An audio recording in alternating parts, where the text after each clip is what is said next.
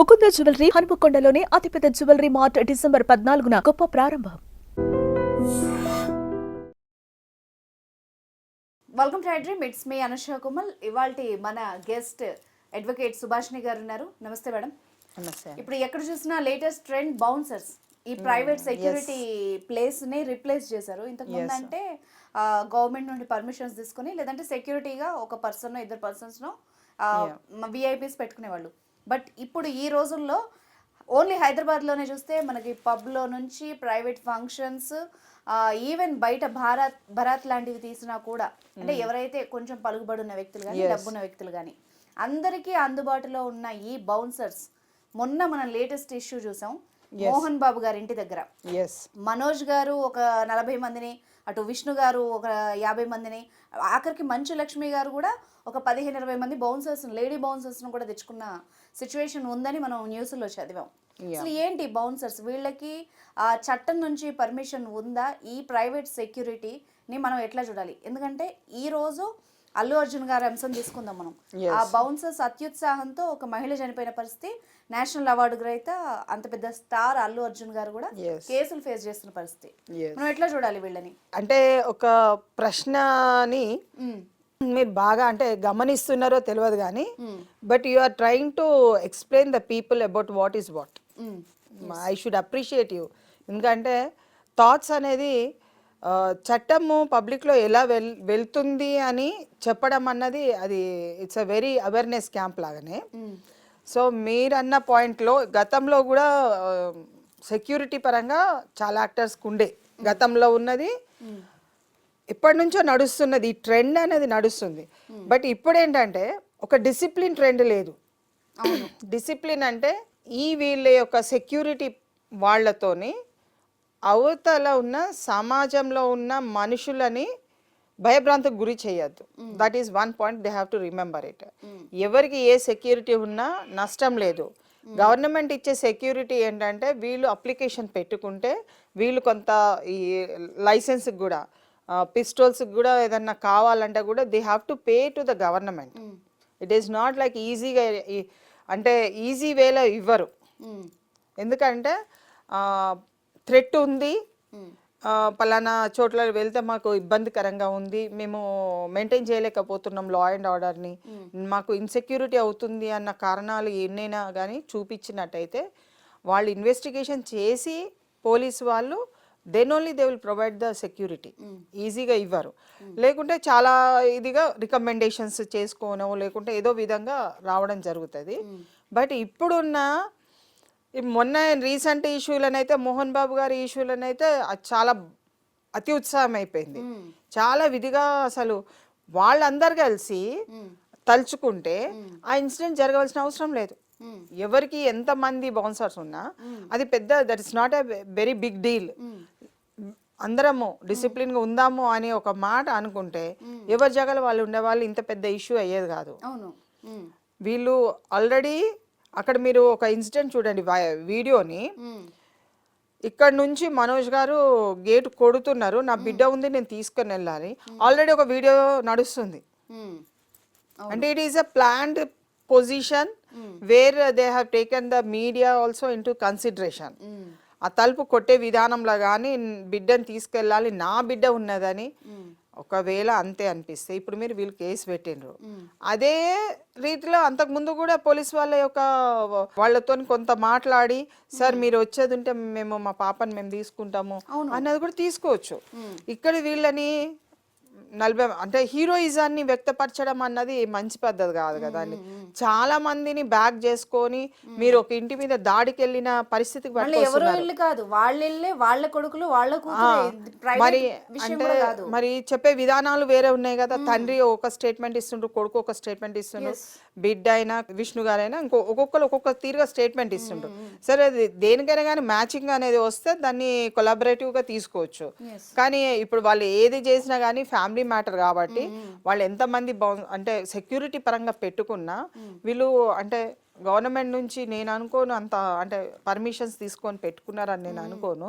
మరి వాళ్ళకి అమౌంట్ ఉంది, 40-50 మందిని ఎలా ఇస్తారు మేడం? ఏ ప్రాతిపదికన ఎవరు ఇయ్యరు. దిస్ ఈజ్ వర్ ప్రైవేట్ ఏజెన్సీకి వీళ్ళు డబ్బులు కట్టి వాళ్ళు ఇండివిజువల్ గా తీసుకుంటారు, లేదంటే ఒక సెక్యూరిటీ ఏజెన్సీ వాళ్ళ నుంచి వాళ్ళకి అమౌంట్ కడుతూ మంత్లీ వీళ్ళని ఇంతమంది ఈ రోజు నాకు కావాలంటే వాళ్ళు అంతమందినే పంపిస్తారు. ఓకే, ఒక 10 మెంబర్స్ కావాలంటే 10 మెంబర్స్ని, ఒక 20 కావాలి, anyhow they have to pay amount to them. అంటే ఇప్పుడు నా క్వశ్చన్ ఏంటంటే, డబ్బులుండి నేను కొనుక్కోవాలి అనుకుంటే ప్రైవేట్ వ్యక్తులను ఒక రకంగా ఇది గూండాయిజంగా కూడా మనం చూడొచ్చు. చూడొచ్చు అంటే కొనుక్కోవచ్చా? చూడొచ్చు. వాళ్ళ మీద కనుక కేసు ఎవరైనా ఫైల్ చేస్తే దట్ ఆల్సో అమౌంట్ చాలా ప్రైవేట్, చాలా క్రిమినల్ కేసు అవుతుంది. ఓకే, దౌర్జన్యానికి తీసుకెళ్లడము,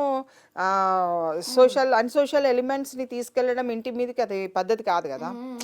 ఇప్పుడు నా సెక్యూరిటీ ఉంటారు, సెక్యూరిటీ ఎవరి కోసము? నిన్ను వేరే వాళ్ళు ఇబ్బంది చేస్తే సెక్యూరిటీ నీకు అవసరం అవుతుంది, నిన్ను సేఫ్ గార్డింగ్, ప్రైవేట్ డిఫెన్స్ చేసుకోవచ్చు, లేకుంటే సెల్ఫ్ డిఫెన్స్ చేసుకోవచ్చు నువ్వు. కానీ నువ్వు నీవే ఇతరుల దానికి వెళ్ళినప్పుడు నీ ఎంబడి అంతమంది తీసుకుపోతే వాట్ ఈస్ అంటే నీకు చట్టం ఎక్కడ చెప్పింది? You want to have a talk with the person, నీకు పర్సన్తో మాట్లాడాలి పోయి, నువ్వు అంతమందిని తీసుకుపోయి ఏం మాట్లాడతావు? ఒక పెద్ద మనిషి అనే వ్యక్తి నేను పెద్ద మనిషిని తీసుకొస్తున్నాను, లేకుంటే మొన్న అంటే అంతకుముందు 9th ఏమో ఒక టాక్ వచ్చింది, వాళ్ళు అందరు కూర్చుంటున్నారు అన్నారు. అక్కడ సఖ్యత లేక ఎప్పుడైనా కానీ పెద్దలు ఎవరైనా సరే, not only celebrities, otherwise also elders, ఫ్యామిలీలో ఉన్న వాళ్ళు, మీడియేషన్ అన్నది అంత ఈజీగా జరగదండి. అందులో ప్రాపర్టీ ఇష్యూస్లో ఒక్కరోజే కూర్చోవాలి, దమ్ము తెలుసుకుందాం అని అంటే అది భయంకరంగా నడిచిపోతుంది, అది క్రిమినల్ యాక్ట్కి దారి తీస్తుంది. చట్టాన్ని ఉల్లంఘించినట్టే వాళ్ళు. 10 మంది 10 విధాలుగా చెడ్డ మాటలు అనుకున్నా ఆ చట్ట వ్యతిరేక విధానమే. ఒకరి మీద ఒకరు కామెంట్ చేసినా చట్ట వ్యతిరేక విధానమే. పోయి డిఫమేటరీ, డిరోగటరీ స్టేట్మెంట్స్ అంటే అసభ్యకరమైన పదజాలు వాడెంతరబై అని ఇంకో దగ్గర చెప్పినా అది కూడా క్రిమినల్. సో నన్ను ఒక అతను దాంట్లో అంటున్నాడు వీడియోలో, నన్ను టచ్ చేసి చూడు, ఇట్లా చెట్టుకే ఇట్లా ఇట్లా పెట్టి ఇట్లా ఒక మాట అంటున్నాడు. అప్పుడు చెప్తా వాట్ ఈస్ ద థింగ్. అసలు అతనికి ఏ హక్కు లేదండి అక్కడ, అసలు అక్కడ ఉండవలసిన అతనికి పనే లేదు. First of all as an advocate అనే కాదు, ఒక సిటిజన్గా, ఒక సామాన్యంగా మాట్లాడినా, చట్టం తెలిసి మాట్లాడినా, ఏ వ్యక్తి కూడా అవతల ఇంటి వైపు నువ్వు 10 మందిని కానీ ఒక్కరిని ఎక్స్ట్రా తీసుకెళ్ళి అక్కడ చోట నిలబడి నువ్వు డైలాగ్ డెలివరేషన్ చేసి అతని భయభ్రాంతులకు లోను చేసినావంటే it is a criminal act. Okay, warning intentionally you are harming the person, then నీ మీద కంపల్సరీ అవతల వ్యక్తి కేసు పెట్టాల్సిందే, పెడతారు. అంటే జనరల్ ఇంకా ఊర్లలోనైతే మొన్న రీసెంట్గా మీరు చూడలేదు వీడియో, ఒక అతను ఇంకొక అతన్ని చంపేస్తున్నారు ఊర్లో అందరూ. అతను ఇతను కొట్టిండని వాళ్ళు కర్రలు తీసి అసలు ఏ విధంగా చంపేసిండంటే అసలు వీడియో చూస్తే హల్చల్, అసలు అంత మానవ హక్కుల ఉల్లంఘన అన్నది అసలు డెడ్లీగా, అసలు ఒక చట్టాన్ని వాళ్ళ చేతులకు తీసుకోవడమే కాదు, ఆ విధమైన చర్యలు సమాజానికి మీరు ఏం చెప్తున్నారంటే నా ఇష్టం నేను ఎట్లయినా చేయగలుగుతాను, నన్ను ఎవడు ఏం చేయలేడు అన్న ఆ ఇంటర్ప్రిటేషన్ ఏదైతే ప్రజలకు ఇస్తున్నారో ఆ జవాబు, ఎవరైతే అటాక్ చేసే వ్యక్తి మధ్యన చూడండి, ఏదైనా సెటిల్మెంట్ చేయాలంటే రూమ్లలోకి తీసుకెళ్ళి మాట్లాడడము, వినకుంటే 4 దన్నడము, ఇలాంటివి చాలా జరుగుతున్నాయి. అసలు మొన్న రీసెంట్గా మీరు అక్కడ ఏది రాజేందర్ నగర్ సత్తాపూర్లో మర్డర్ జరగడం కానివ్వండి, ఇవన్నీ చూడండి మీరు ఇన్సిడెంట్.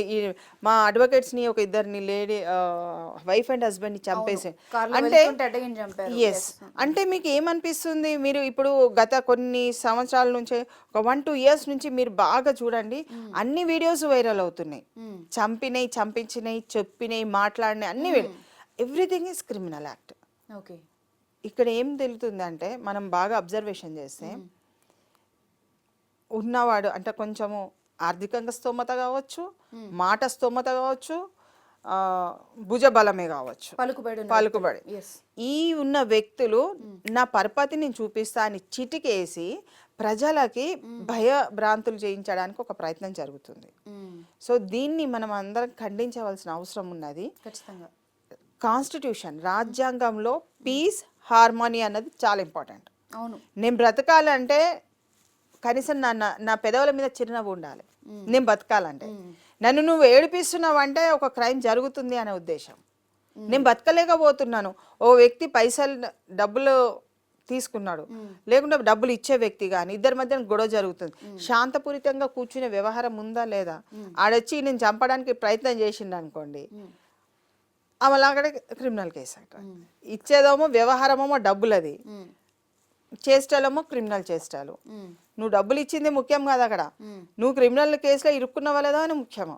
దానికోసం నువ్వు తిరిగి 10,000 20,000 ఎంత అంటే అంత ఖర్చు పెట్టుకుంటా తిరగడము, టెన్షన్ పడడము, ఇతరులను అప్రోచ్ అవ్వడం. అప్పుడు ఏమైతే సెక్యూరిటీ కావాలి, నాకు కూడా ఒకళ్ళు సెక్యూరిటీ ఉండాలి, నేను ఇది చేసుకోవాలంటే ఇప్పుడు ఈయన 40 మందిని ఎంగేజ్ చేసుకుంటే ఏమొస్తుంది? మళ్ళీ దానికి పైసలు పెట్టాలి. సో ఇక్కడ వ్యవహారం ఏంటంటే సామరస్యమైన వ్యవహారం అన్నది దులిపేసుకున్నారు, తీసేసిండ్రు. సెలబ్రిటీస్ వేస్లలో మనం చూసుకున్నట్టయితే అసలు ఆగమేఘాల మీద రేటింగ్ యొక్క అంశాన్ని తీసుకొని ఆ పద్ధతులలో విపరీతమైన డైలాగ్స్ అనేది చాలా విధాలుగా చట్ట వ్యతిరేక విధాలు. సెలబ్రిటీల విషయం మాట్లాడదాం మేడం. ఈ బౌన్సర్స్ కానీ ఆ మనుషులు కానీ వాళ్ళ క్రౌడ్ లో తిరిగే విధానం కానీ అంతా చూస్తుంటే ఒక రకంగా ఒక హీరోయిజాన్ని చిత్రం మనకి స్క్రీన్ మీద ఎట్లా ఎలివేట్ చేస్తారో నిజ జీవితంలో కూడా ఎలివేట్ చేసే ప్రయత్నంలో ప్రజల్ని కొంత తప్పుదోవ పట్టిస్తున్నట్టుగా, అంటే యువతని కొంత మానసికంగా పాడు చేస్తున్నట్టుగానే అనిపిస్తుంది. ఏమంటారు దీని మీద? ఒక విధంగా అది కూడా ఒక రియాలిటీనే. ఎందుకంటే అంటే ప్రొటెక్షన్, ఒక మీటింగ్కి పోతే చాలా మంది క్రౌడెడ్ ఉంటే మీద పడి ఏదన్నా అవుతుందో అఘాత్యము, కాబట్టి సెక్యూరిటీ పరంగా అందరినీ తీసుకోవడం అన్నది that is a very good conscious. అంటే ఒక ఇన్సిడెంట్ జరగకుండా నువ్వు కాపాడుకుంటున్నావు అన్నది అక్కడ మీనింగ్ఫుల్. అదే ఇన్సిడెంట్ని రివర్స్లో చూసి రావద్దు బై పోవద్దు బై అని ఈ జనాలని తరుముతుంటే కొడుతుంటే వాళ్ళు కింద పడిపోయి వేరే వాళ్ళు స్టాంపింగ్ అయితే అది క్రిమినల్ కేసు. ఈ సంధ్యా థియేటర్ ఇన్సిడెంట్ అలాగే జరిగింది. అంటే బౌన్సర్ల అత్యుత్సాహంతో అక్కడ తోపులాట జరిగింది అన్నది. అంటే ఒక థియేటర్లో వాళ్ళు ప్రదర్శిస్తున్న సినిమాకి హీరోగా ఇతను రావడం జరిగింది, వచ్చింది బాగానే ఉన్నది, జరిగింది బాగానే ఉంది. అంటే థియేటర్ లోపల కూడా పోవచ్చు, బయటనే జరుగుతుంది ఇదంతా. సో ఆయన వెళ్ళిపోయిన తర్వాత థియేటర్లకి అంటే ఎంట్రీకి ఆ ఎంట్రీలో వాళ్ళు లైన్ క్యూ అన్నది పాటించి ఉంటే అమ్మాయి స్టాంపింగ్ జరిగేది కాదు. లైన్ క్యూ లేక ఒక్కసారి అమాంతం, ఇప్పుడు ప్రజలు కూడా ఎట్లా ఉంటారు, మీరు ఏ ఫంక్షన్ అయినా చూడండి, తినే దగ్గరికి వెళ్తే మొత్తము లైన్ ఏమి ఉండదు, తోసుకుంటూ వెళ్ళిపోతారు. మీరు చూసి అరే భయ్ వీళ్ళు ఎప్పుడు తినలేదా అని ఒక కామెంట్ కూడా వచ్చేస్తుంది అక్కడ. అంటే చిన్న ఫంక్షన్లనే ఒక 500-300 మంది ఫంక్షన్లనే జనాలు పరిగెత్తుకుంటూ వచ్చేస్తున్న క్రమాన్ని గమనించినప్పుడు నువ్వు ఒక హీరోవి, ఒక పెద్ద అంటే Sandhya is not a big area, Sandhya theatre దగ్గర ఉంది, ప్లేస్ ఉంది, దాని బయట కూడా రోడ్డు మీద కూడా చాలా మంది ఉండిపోయినారు. సో ఇప్పుడు పోలీస్ ప్రొటెక్షన్ అన్నది పెట్టింది పోలీసు వాళ్ళే కేసు, ప్రొటెక్షన్ ఎవరు ఇవ్వాలి ఇప్పుడు అక్కడ? హీరో వెళ్ళిపోయిండండి, హీరో వెళ్ళిపోయిన తర్వాత యాజమాన్యం అన్నది ఒక 10 నిమిషాల తర్వాతనే మేము థియేటర్లకి రాణిస్తాము, దయచేసి అందరు బయట ఉండండి, ఒక్క మైక్లో అనౌన్స్మెంట్ చేస్తే అందరు బయట ఉండేవాళ్ళు లైన్లలో నిలబడండి అని మైక్లో అనౌన్స్మెంట్ చేసి they should allow in a line queue పాయింట్లో. దానివల్ల చాలా మిస్టేక్ జరిగింది.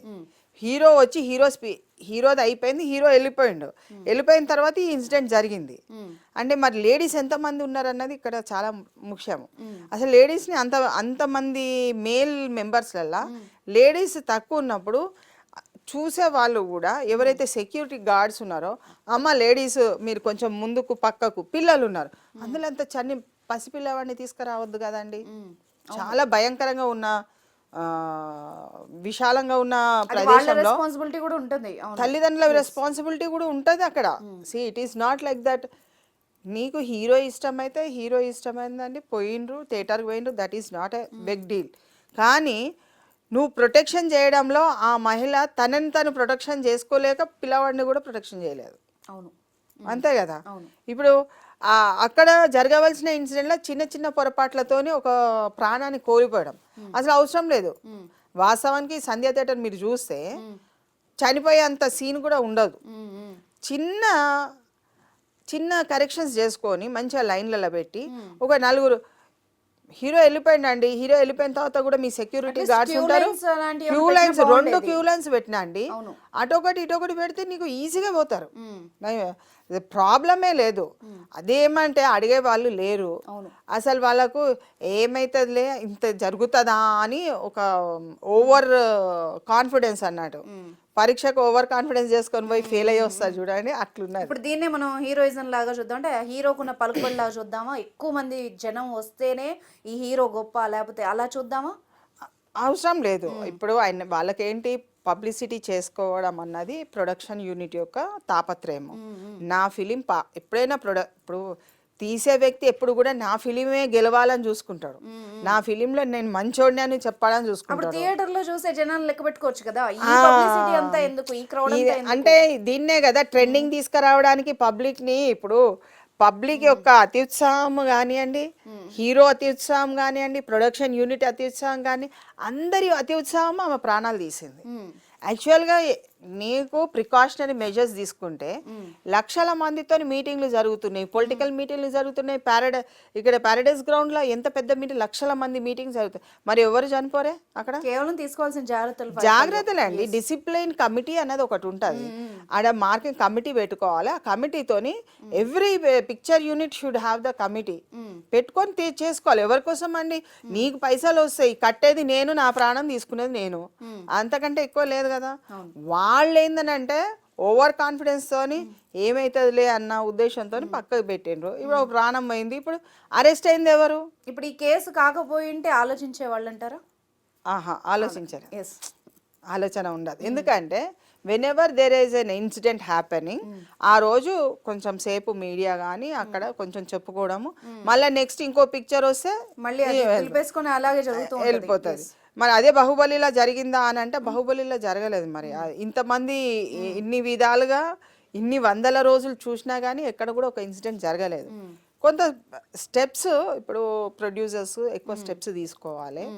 హీరోకి అయితే ఏం పని లేదండి. హీరో ఏం చేస్తాడు, టైంకి రమ్మంటే వస్తాడు, వాళ్ళ సెక్యూరిటీతో వస్తాడు, అక్కడ నిలబడతారు, జై అనగానే అతను నేను వెళ్ళిపోతున్న బాయ్ అంటాడు, వెళ్ళిపోతాడు. ఆయన ఆ రోజు అయితే ఆయన చూడడానికి ఎగబడ్డారు. థియేటర్కి వచ్చారన్న హీరో అన్నప్పుడు డెఫినెట్ గా ఎగబడతారండి, అది నార్మల్. అది ఆ ఇన్స్టింక్ట్ ఉంటేనే వాళ్ళు కోట్ల రూపాయలకు అధిపతులు అవుతున్నారు. ఆ ఇన్స్టింక్ట్ నాలో నేను హీరోని చూడాలని నా ఇన్స్టింక్ట్ లేదనుకోండి, నేను అతన్ని ఎందుకు ఎంకరేజ్మెంట్ చేస్తాను? వాళ్ళు ఎందుకు కోటీశ్వరులు చేస్తారండి? నా బలహీనత, నేను ఒక సినిమా చూస్తే ఆనందానికి గురయ్యి ఆ ఆనందంతో కొంతసేపు నా అలసటని తీర్చుకుంటా. That is called entertainment part. అది కాన్స్టిట్యూషనల్లో కల్చరల్ వింగ్, కల్చరల్ యాక్ట్స్ కింద ఇది ఒక పార్ట్. నేను అది వేరే అప్పుడు మనం ఎవరైనా కల్చరల్ వింగ్ చాలా ఇంపార్టెంట్. దట్ అంటే పబ్లిక్ కూడా తెలియాలి కల్చరల్ ఏంటిది, అవగాహన అవసరం. ఇది కల్చర్ పార్ట్ అన్నట్టు. అంటే నాకున్న బాధని మర్చిపోవడానికి, నాకున్న అంటే స్ట్రెస్ని దూరం చేసుకోవడానికో లేకో నేను అతని యాక్షన్ పట్ల అట్రాక్ట్ అయిపోయి నేను అతన్ని చూడడానికి థియేటర్కి వెళ్తున్నాను, నా తప్పేం లేదు దాంట్లో, అతని తప్పు కూడా లేదు. ఇక్కడ ఏంటంటే ప్రికాషనరీ మెజర్స్. నేను 100 రూపాయలు పెట్టినప్పుడు నాకు 2 రూపాయలు పెట్టి నా ఖర్చు కోసం పెట్టి నాకు ఒక సెక్యూరిటీ వాళ్ళని నిర్మించలేరా వాళ్ళు? అదే కదా. ఇప్పుడు 40 మందికి ఒక్కల కోసం సెక్యూరిటీని ఏర్పాటు చేసుకున్నారు. ఒక థియేటర్లో 40 మందికి 20 మందికి ఒక్క గంట లైన్లో నిలబడరా బాబు అని అంటే ప్రతి ఒక్కరు లైన్లో నిలబడతారు. అదే బౌన్సర్స్ వ్యవస్థ ఇట్లా కూడా వాడొచ్చు వాళ్ళని చేయాలి అనుకుంటే డెఫినెట్ గా వాడుకోవాలండి. పరస్పర అవగాహనతోని పరస్పరంగా ఉంటేనే సమాజాన్ని ఉద్ధరించగలుగుతాము. పరస్పరం నేనే ఇండివిజువల్ గా చేసుకోవాలంటే ఐ కాంట్ డూ ఇట్. నేను అంత మోజుగా నేను అంత ఇదిగా ఎందుకు పడి చేసుకుంటాను? నాకు వచ్చే డబ్బులు ఎంత అని థియేటర్ వాళ్ళు చూసుకుంటారు, వాళ్ళకు వచ్చే డబ్బులు ఎంత అని ప్రొడ్యూసర్ చూసుకుంటారు, నాకు వచ్చే డబ్బులు ఎంత అని హీరో చూసుకుంటారు, హీరోయిన్లు చూసుకుంటారు. మరి హీరోయిన్లను చూడాలన్నా సినిమాని చూడాలనే నా బ్రతుకుని ఎవరు చూస్తారు? ఎస్ మ్యామ్, పర్టికులర్గా మనం బౌన్సర్స్ గురించి మాట్లాడుతున్నాం కదా. ఈ మధ్య కాలంలో నేను చదివినప్పుడు బౌన్సర్స్ వ్యవస్థ ఎలా ఉంది అంటే దానికంటూ ఒక ప్రోటోకాల్ ఉంది వాళ్ళ సెలెక్షన్కి కూడా. వాళ్ళ చదువు కానీ, వాళ్ళ ఎత్తు, బరువు, లేకపోతే వాళ్ళ క్రిమినల్ హిస్టరీ, ఇవన్నీ పరిగణలోకి తీసుకొని బౌన్సర్గా తీసుకుంటారు అన్నది సెక్యూరిటీ ఏజెన్సీస్ చెప్తున్న మాట. బట్ మనం ఈ రోజు హైదరాబాద్లో ఉన్నాం, ఈ టైంకి మనం మాట్లాడుకుంటే ఈ రోజు ఫ్రైడే, సాటర్డే సండే వస్తే పబ్స్, మీకు తెలియదే ఉంది, ప్రైవేట్ పార్టీస్, డ్రైవ్ ఇన్స్ ఆల్సో. తిని అక్కడ మ్యూజిక్ ఎంజాయ్ చేసే చోట కూడా ఎంతో మంది బౌన్సర్స్ మనం కనబడుతున్నారు. ఎంత కోకలలుగా వస్తున్న బౌన్సర్స్ వీళ్ళందరూ కూడా అంత సర్టిఫైడ్ అయ్యి వస్తున్నారా? ఇది కూడా మనం ఆలోచించాలి. సర్టిఫైడ్ అంటే ఏజెన్సీ కింద ఉంటే ఏజెన్సీ ఆర్ రెస్పాన్సిబుల్. ఏజెన్సీకి ఏదైనా బాధ్యత, వాళ్ళకి అగ్రిమెంట్స్ ఉంటాయి. ఇప్పుడు ఒక హీరోతో ఉంటే హీరో 1 year వరకు వీళ్ళకి ఇంత కట్టాలి, ఈ బౌన్సర్స్ ఇది మెయింటైన్ చేస్తారు, మీకు సెక్యూరిటీ ఇస్తారు, మీకు హాని తలపెట్టకుండా చూసుకుంటారు అన్నది వాళ్ళు ఇచ్చే హామీ పత్రాలు ఏదైనా ఉంటే వాళ్ళు సంతకాలు తీసుకుంటారు. సో ఇక్కడ జరిగేది ఏంటంటే వ్యవహారంలో తలకిందలు అయిపోతే హూ ఇస్ రెస్పాన్సిబుల్. ఇదే ఇప్పుడు ఇక్కడ జరిగిన పనే. ఒక బౌన్సర్ వల్ల ఏదైనా ప్రమాదం కానీ ఏదైనా జరిగింది అనుకోండి, అత్యుత్సాహం సంథింగ్ ఏదో జరిగింది, ఒక బెదిరింపో ఏదో, మనం కేసు పెట్టచ్చా? సామాన్య పౌరుడు పెడితే కనుక ఎవరు రెస్పాన్సిబుల్? ఏ బౌన్సర్ ఎవరైతే మీకు హాని తలపెట్టిండ్రో, ఎవరికైతే హాని తలపడ్డాడో బాధితుడు కేసు పెట్టడానికి ఎందుకు ఆలోచించాలి? ఇప్పుడు ఇక్కడ ఏంటంటే కోర్టుకు కావాల్సింది ప్రత్యేకంగా సాక్ష్యాలు, ఒక బాధితుడు, ఒక ఫిర్యాదు, ఇంతే. దీంట్లో పెద్దగా అంశాలు ఏం లేవండి. ఎవరో చంపేస్తారు విట్నెస్ ఇస్తే అన్నది ఏం లేదు. నువ్వు కళ్ళతో చూసినవా ఐ విట్నెస్, కోర్టులో నేను చెప్తానని వస్తే పోలీస్ స్టేషన్ పోయి నేను చెప్తాను సార్ నాకు ఇక్కడ చూసిన సార్ అని డైరెక్ట్ కూడా చెప్పచ్చండి. బాధితుడు ఉన్నానుకో, నాకు ఈ అన్యాయం జరిగింది, ఈ బౌన్సర్ వల్ల ఇలా జరిగింది, నన్ను ఆ రోజు బౌన్సర్ కొట్టడానికి వచ్చిండు, నేను హీరోని కలుద్దాం అనుకొని వచ్చినా కానీ నన్ను కలవనీయలేదు, అది వేరే. దాంట్లో మీరు అన్ని ప్రతిదీ మీరు 2 విధాలుగా చూడాలండి. ఒకటి మంచి చేసే విధానానికి చట్టం ఉంది, మంచి చేసిన వ్యక్తిని ఏమనదు చట్టం, అది హీస్ రైట్. నీకు మేలు చేసేది అనుకోండి, ఇప్పుడు నేనున్నాను, మీకు ఏదైనా మేలు చేసినాను, మీకు ఏం కాలేదు, నాకు ఇట్ ఈస్ మై రైట్. ఇదే వ్యక్తి నీకు హాని తలపెట్టిండు, ఆ వ్యక్తికి క్రిమినల్ యాక్ట్ వర్తిస్తుంది. హాని తలపెట్టిండు అంటే హానిలో 2 రకాలు 3 రకాలు ఉన్నాయండి. నేను వ్యక్తిగతంగా కక్ష సాధింపు చర్యతోని ఇంటెన్షనల్గా అంటే వ్యక్తిగతంగా నేను ఒక వీళ్ళని హాని పెట్టాలి అని పెట్టిండు అనుకోండి, అతని మీద క్రిమినల్ కేసు. ఓకే. కానీ అతనికి ఇంటెన్షన్ లేదు, నాకు ఇంటెన్షన్ లేదు, ఏం లేదు, ఆడేదో జరిగింది, రెస్పాన్సిబుల్, లీగల్ రెస్పాన్సిబిలిటీ అనేది ఏమొస్తుంది, ఇంపార్టెంట్, చాలా ఇంపార్టెంట్. అంటే ఆయన అక్కడ చేసే చేష్టలను బట్టి, విధానాలు బట్టి అతను రెస్పాన్సిబుల్ అయిపోతాడు. అది చాలా ఇంపార్టెంట్ అన్నట్టు. దాని మీద చాలా డిస్కషన్, చాలా యాక్ట్ చాలా విధిగా చెప్తారు. కల్పబుల్ హోమిసైడ్ అనేది ఒకటి ఇప్పుడు అల్లు అర్జున్ మీద పెట్టిండ్రు కదా, అది ఇంకొక last doubt madam. So madam, మరి లాస్ట్ గా ఫైనల్ గా ఇప్పుడు ఈ బౌన్సర్స్ ఎవరైతే అత్యుత్సాహం ప్రదర్శించారో వీళ్ళు కనుక మళ్ళీ ఇంకేదైనా కూడా ఇష్యూలో అలాగే బిహేవ్ చేస్తే వాళ్ళ వల్ల ఏమన్నా ప్రమాదం కానీ నష్టం కానీ జరిగితే ఎవరు బాధ్యులు, ఎవరి మీద చర్యలు ఉంటాయి? డెఫినెట్గా ఈ ఎవరైతే బాధితుడు ఉన్నారో వాళ్ళ వల్ల నాకు ఈ యాక్ట్ జరిగింది అంటే క్రిమినల్ యాక్ట్ గురించి చెప్తున్నా, ఈ యాక్ట్ జరిగింది అని అంటే ఆ వ్యక్తి మీదనే పడుతుందండి. ఇప్పుడు తెచ్చిన వ్యక్తి ఎంతో మందిని తీసుకొస్తారు, తెచ్చిన వ్యక్తి ఎవరైనా చేయవచ్చు, కానీ అతని రోల్ ఏంటి, అతని డ్యూటీ ఏంటిది, అక్కడి వరకే అతని పాబంది. ఇతరుని హార్మ్ఫుల్గా చేయడం అన్నది అతనికి హక్కు లేదు కదా. సో సెక్యూరిటీగా వచ్చే వ్యక్తి ఎప్పుడు కూడా ఎవరి కోసం సెక్యూరిటీ వచ్చిండో ఆ వ్యక్తికి పట్ల ఉండే సహనశీలత అన్నది ఎక్కువ అవసరము.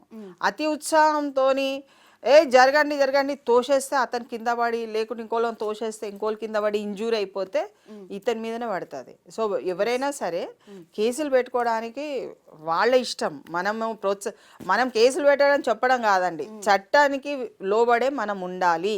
ప్రతి మానవుడి అంటే ఇక్కడ హ్యూమన్ బీయింగ్ ఎవరైతే ఉన్నారో ప్రతి ఒక్కరు కూడా సిటిజన్ ఆఫ్ ఇండియా అని అంటున్నాం కాబట్టి రాజ్యాంగం పట్ల ప్రవర్తతోని ఉండాలి, భక్తితోని, భయంతో ఉండాలి. చట్టం ఉంది, నన్ను ఏదైనా తప్పు చేస్తే నన్ను పట్టుకుంటుంది అన్నది ఉండాలి. మనం గేమ్ ఆడతాము, ఒక గేమ్ ఆడతాము, గేమ్లో నీకు తప్పు పోయిందని అంటే టక్కని వచ్చి క్లచెస్ పట్టేసుకుంటుంది, నీ గేమ్కి ముందు పోనీయదు. అట్లనే చట్టం నిన్ను చూడట్లేదు, కళ్ళ ముందే ఉండాలి, వెనుక నుంచి ఎవ్వరు నన్ను చూడట్లేదు కాబట్టి నేను హత్య చేసేస్తాను, కొట్టేస్తాను, ఏదైనా చేస్తానంటే no, it is not entertainment. మనము కంపల్సరీ చట్టానికి లోబడే ఉండాలి, చట్ట ప్రకారమే ఈ సమాజంలో నడుచుకోవాలి. అది భారతదేశంలో చట్టం అదే చెప్తాం. Thank you very much ma'am.